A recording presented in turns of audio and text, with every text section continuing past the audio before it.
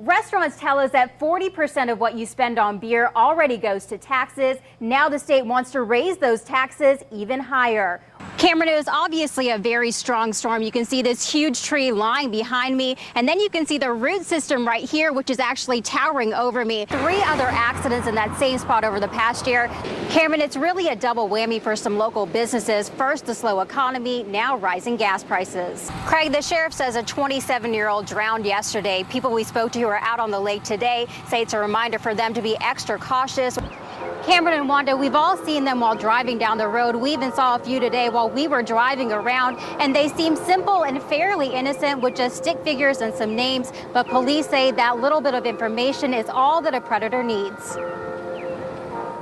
We'd, seen them before on other people's cars and thought they were cute. Ashley Bradford drives around with this sticker on the back of her car. The 3 figures represent her 2 girls and her dog. It was a gift from her mother. When she'd gone to Disney, she saw the ones with the Mickey ears, so she thought, oh great, let's get those. So, because my girls are into Disney, so just a cute way to personalize the car. Others take it one step further, personalizing them to have the figures and names of mom, dad, the kids, or even pets. Police have some advice for parents putting those stickers on their cars. I would never underestimate what a predator or someone may use or try to use if they see a car with children's names on it and the kids in the car.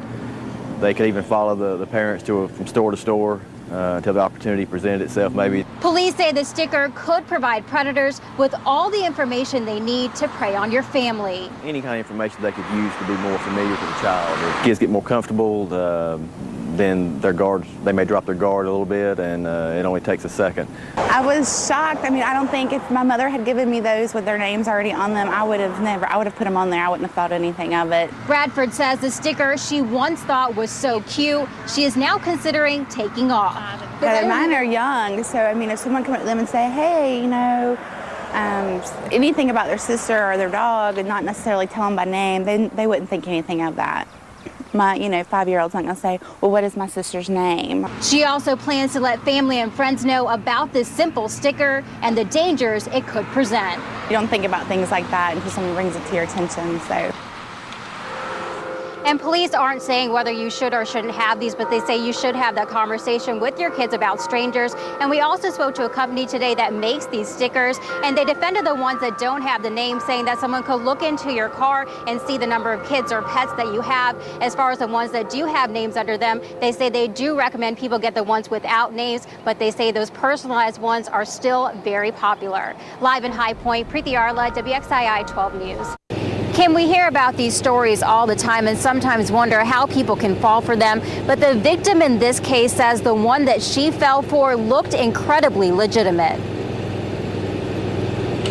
The convenience of online banking is a big draw for Maria Fletcher. She frequently checks her accounts to make sure there's no unusual activity. I try to keep up with things and make sure things are right. One day while she was doing her daily check, she unknowingly fell for an online scam. Here's what Fletcher says happened. She went to the Newbridge Bank website like she normally does, and she went to bank online. When she does that, a second page pops up like this one, which is normal. But she says in addition to that, a third page popped up asking for account numbers, social security number, and her mother's maiden name. She put all of that information in, but her advice is that you shouldn't. Kind of felt like, well, maybe I just need to ask the bank when I go in. And so the next day I went in and I asked about it, and they checked into it for me and found out that there had been some fraud there. I had to go take care of closing my accounts there. I had to call the credit bureaus. We tried calling Newbridge Bank. They sent us a statement saying, quote, "We take issues of identity fraud very seriously. We are aware of attempts of unscrupulous individuals and groups to obtain customer account information. They warn customers not to click or respond to emails or pop-ups that are suspicious." It wasn't just a pop-up. It's just like it belonged there. Fletcher says the web page looked legitimate. She says after she entered in all of her information on the fake web page, she was even redirected to her online bank account. She warns others to be extra cautious online. To just be careful of what you're doing on the computer.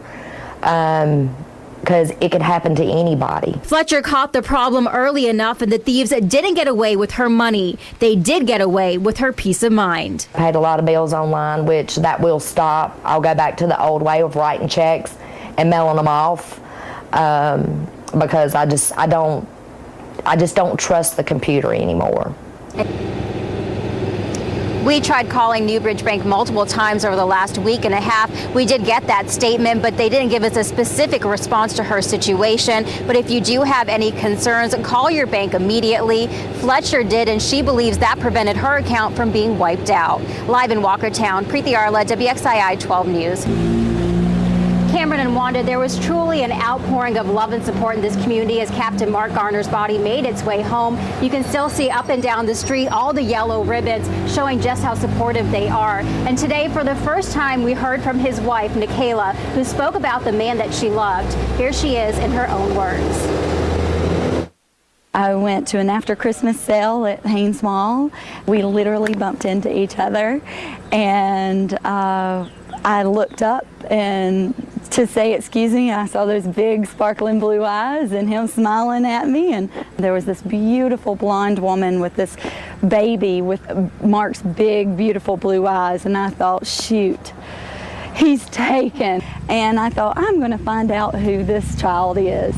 And so I leaned over and said in my cutest little southern manner, "And who is this?"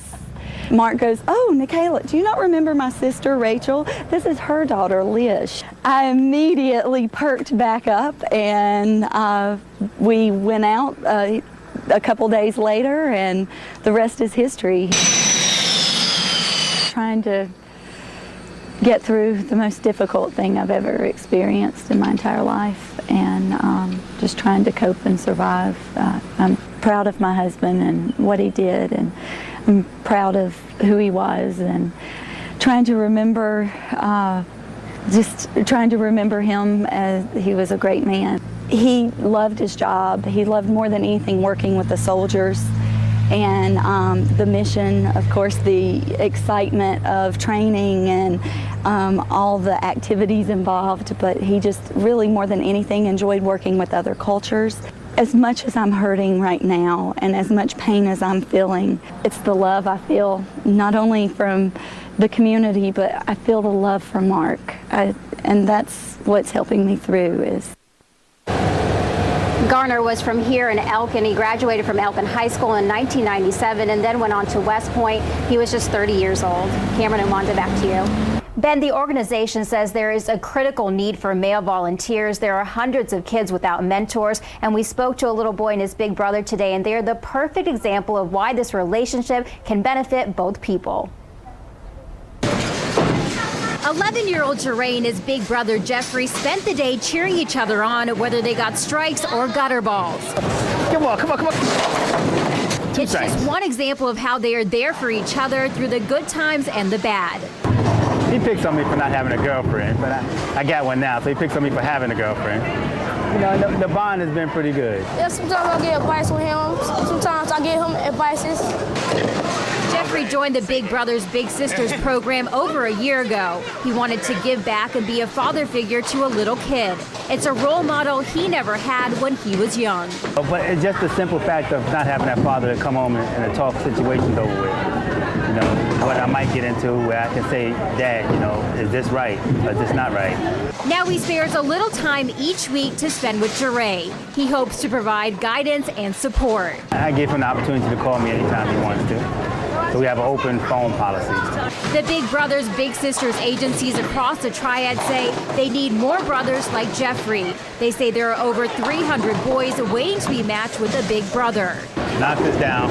Most of our kids come from single-parent homes or live with extended family. Just kids who might be alone, they could tend to get into some trouble or fall through the cracks. Jeffrey and Jeray hope others will get involved and form the same bond they have over the last year.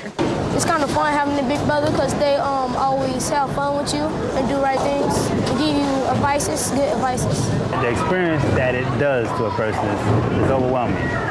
You know, to have a little brother that you know he's there for you. You know, he's looking up to you. The organization matches boys between the ages of 6 and